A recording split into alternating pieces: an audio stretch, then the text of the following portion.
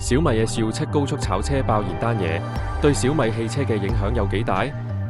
暫時睇嚟，答案可能係濕碎。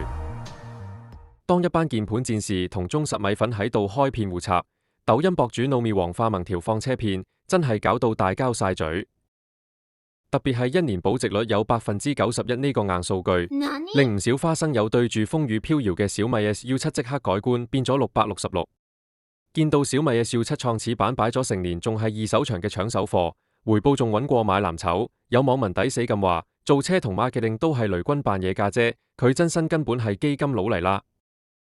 小米SU7一年後仲有91%咁堅，真係保值界天花板。時光倒流返2024年3月28號，小米車廠搞咗場大龍鳳交車儀式。當日雷總揸住部海灣藍SU7現身，同每位嚟拎車嘅米粉 selfie 留念，仲親手派發刻有冧把同簽名嘅聖旨證書。最爆係逐個車主幫手開車門，排場勁過娶新抱。抖音博主糯米黃化萌就係其中一位幸運兒。作為全國首部霞光紫SU7嘅女車主，佢開心到好似追星成功嘅小迷妹咁。最關鍵係呢部係創始版，雷軍專登為答謝米粉整嘅限量發行5000部堅嘢，部部都有獨家身份證架。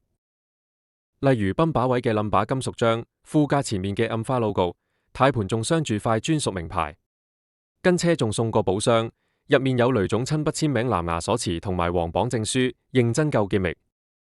就係呢啲儀式感同稀有度，令糯米黃化萌放車嗰陣唔使蝕到入肉。據佢自爆，今年3月28號週年紀念日專登駁去北京花鄉二手車場放盤，經過一輪磨爛蓆講價，步行咗2萬公里兼有花痕嘅SU7創始版 Max， 最後以26.7萬成交。最誇張係車販拍心口話實賣到27.5萬，照原價29.9萬計，一年後仲貼到91%。呢個數簡直打殘晒啲油車，新能源車個個得個睇字。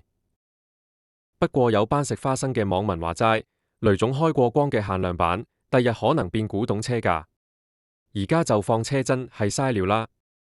小米汽車真係賣到開行，定係得個吉？博主糯米黃化萌呢單嘢究竟係賺定蝕？暫時仲係個謎。樂觀啲睇，佢今鋪算係走得快好世界。話說喺花鄉二手場講價時，買家仲要踩多腳，講句唔好聽，話唔埋雷總突然又玩嘢出啲蠱惑政策，到時新車劈價你仲蝕入骨啦。一個被睇漏眼嘅生財神器。鐵一般嘅事實係，喺好多人眼中，小米汽車已經唔單止係駕車咁簡單，直情係會生金蛋嘅投資法寶。有人當佢係流量神器，好似抖音網紅糯米黃化萌咁，雖然得129萬 fans。但揸住部SU7呢一年，人氣仲勁過放煙花。交車儀式嗰陣，佢嗌口一句雷總，快啲搞埋地產啦，等粉絲可以住小米屋企啦，即時 hit 爆全網，like 蘇過百萬。等到 Ultra 版一出，佢又抽水話 Ultra 一出，我部SU7即刻變紅米SU7啦喂，搞到班車主勁有共鳴。週年紀念高調放車，又搶晒頭版熱搜，食盡流量紅利。仲有班醒目仔當小米車係會行嘅股票。有SU7 Max 創始版車主換 Ultra 限量版時笑到4萬咁口，舊年6月連保險使咗30萬鬆啲買 Max 版，揸咗10000公里，二手佬竟然開價29.5萬收，加20萬就換到 Ultra 版，直頭係免費升級啦。車評界紅人闖哥仲誇張，放部SU7 Max 創始版俾車販28.88萬收，轉頭被人標價31.28萬賣街，比新車原價仲癲高1.3萬，一年保值率直飆104%。見到呢啲筍盤，就明點解班車主對住創始版呢啲名銜咁嫌棄啦。有人睇情懷，但更多人見到嘅係白花花銀紙。講到尾，小米SU7二手價咁硬淨，其實同餓死班客策略有關。